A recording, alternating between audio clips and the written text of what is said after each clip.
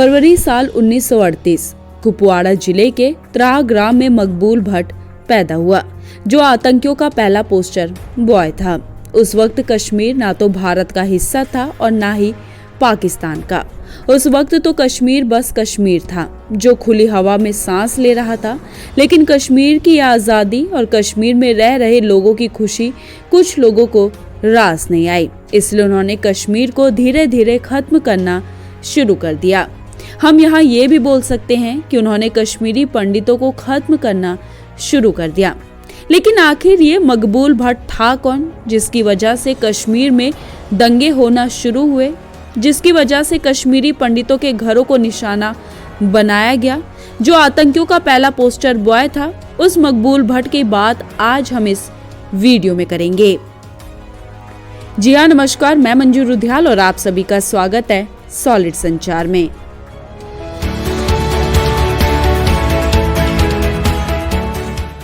साल 1938 की बात है, जब कश्मीर के कुपवाड़ा जिले के त्राह ग्राम में मकबूल भट्ट पैदा हुआ।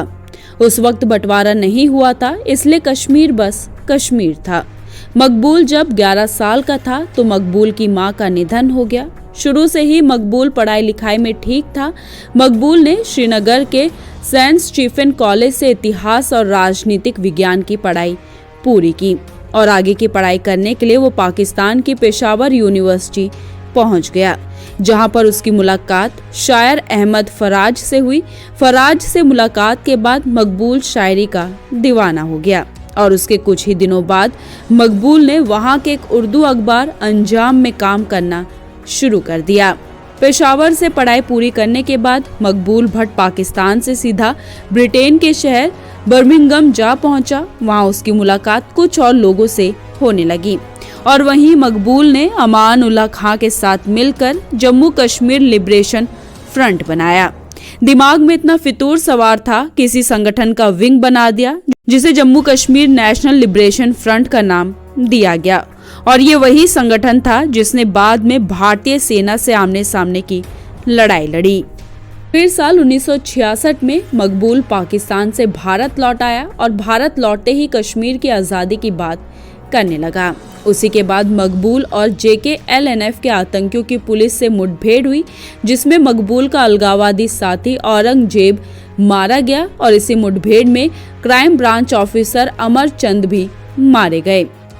पुलिस ने इसके बाद अमरचंद की हत्या के आरोप में मकबूल भट्ट और उसके अन्य साथी काला खां को गिरफ्तार कर लिया। मकबूल पर दुश्मन का एजेंट होने का चार्ज लगाया गया।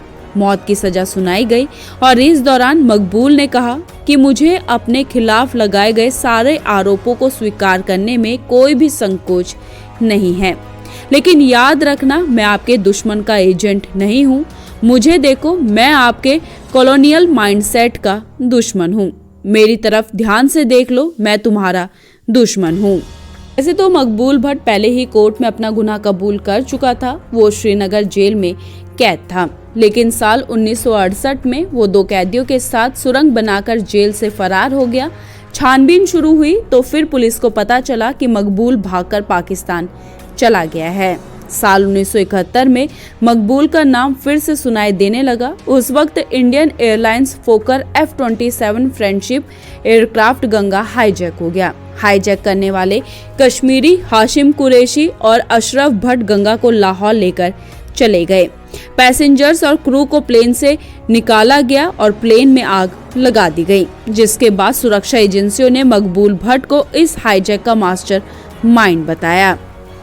इंडिया ने पाकिस्तान को उस वक्त 2 टूक में कहा कि मकबूल भट्ट को अरेस्ट किया जाए। आखिर नाना करते हुए पाकिस्तान ने मकबूल भट्ट को अरेस्ट तो कर लिया, लेकिन भारत को सौंपने से साफ इनकार कर दिया।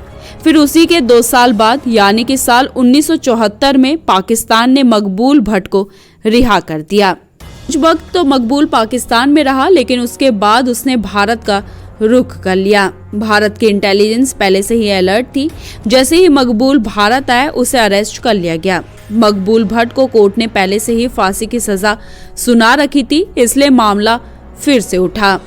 उस वक्त देश के प्रेसिडेंट ज्ञानी जेल सिंह थे। मकबूल ने अनफेयर ट्रायल कहते हुए दया याचिका दायर की।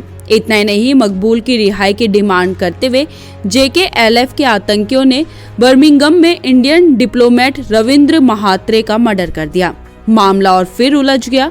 उसके बाद ज्ञानी जैल सिंह ने मकबूल भट्ट की दया याचिका नामंजूर कर दी और अपने जन्मदिन से एक हफ्ते पहले 11 फरवरी 1984 को मकबूल भट्ट को दिल्ली की तिहाड़ जेल में फांसी पर लटका दिया गया। लाश भी तिहाड़ के अंदर ही दफना दी गई। इससे कश्मीर में दंगे शुरू हो गए और कश्मीरी पंडितों के घरों को निशाना बनाना शुरू कर दिया गया। ये था मकबूल भट्ट, जिसे आतंकियों का पहला पोस्टर बॉय कहा जाता था, जिसकी वजह से कश्मीर में कश्मीरी पंडितों के घरों को निशाना बनाया गया। अब अगली वीडियो में हम बात करेंगे उस वक्त के राज्यपाल रहे जगमोहन की, जिनको लेकर बहस शुरू हो गई है कि उस वक्त वो कांग्रेस पार्टी में थे या फिर भारतीय जनता पार्टी में। ऐसी वीडियोस और ऐसी इन्फॉर्मेशन को जानने के लिए सॉलिड संचार को सब्सक्राइब कीजिए और साथ ही अपनी राय हमारे कमेंट बॉक्स में लिखना ना भूलिएगा। धन्यवाद।